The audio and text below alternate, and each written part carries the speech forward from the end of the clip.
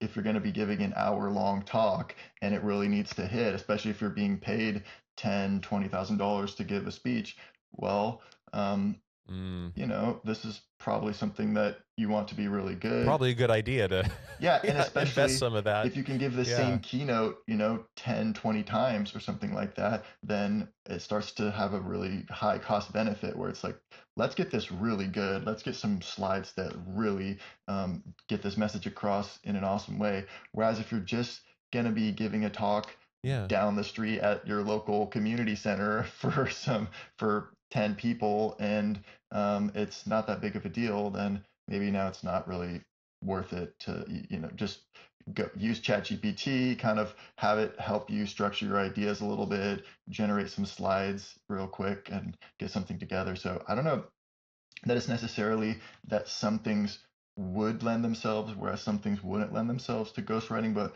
more of a cost benefit of is it worth it to go through this whole process and spend all this time and Yeah. money to try and really make this piece of content amazing? Or is this something that I can do fine, good enough by just kind of doing myself and getting something out there? I think that's a really good way to look at it. And you mentioned ChatGPT, and we're going to get to AI in a minute. But I want to go back to your point about like a 500-word article, and who would want to pay a few $100s to get that done. Well, actually, I do, and we do on a regular basis. And here's actually the real world example of how we do this all the time.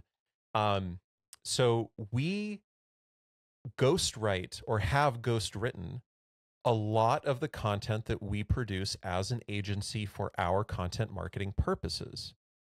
And the workflow that we have in place, we work with a content marketing agency called Newfangled. They've been on this podcast in the past. We have an arrangement with them. It's their product. It's what they do. For a monthly fee, they handle a whole lot of our content marketing. And part of that includes a series of interviews that they do with people on our team. They then turn those interviews into articles that are then reviewed by the person interviewed and edited, for voice or accuracy or whatever. And then those get published on our website as blogs. Now, those are still the original thoughts and ideas of the person to whom the article is attributed. It's still that byline. And it was done in an interview setting.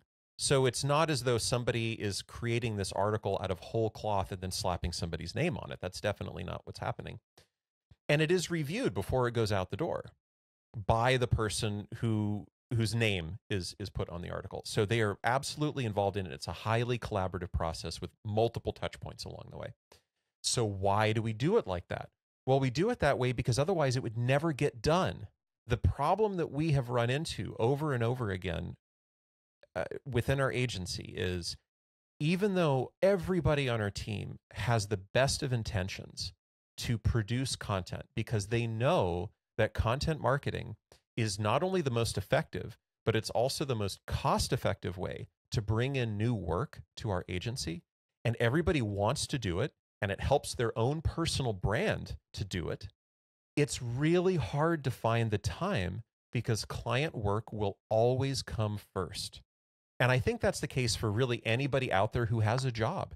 Your job will always get in the way of the things that you want to do to build your own personal brand, or the side jobs that you have or the hobbies that you have. It'll always get in the way, right? So it can be really, really hard to reserve that time to do these things that you want to do on the side. And so the content marketing that we wind up doing for our agency winds up getting nudged a little to the side. So a blog post that might take a developer 4 to 8 hours to write instead can involve an hour to an hour and a half of their time and very little writing, but instead a lot of speaking about the topic in an interview setting.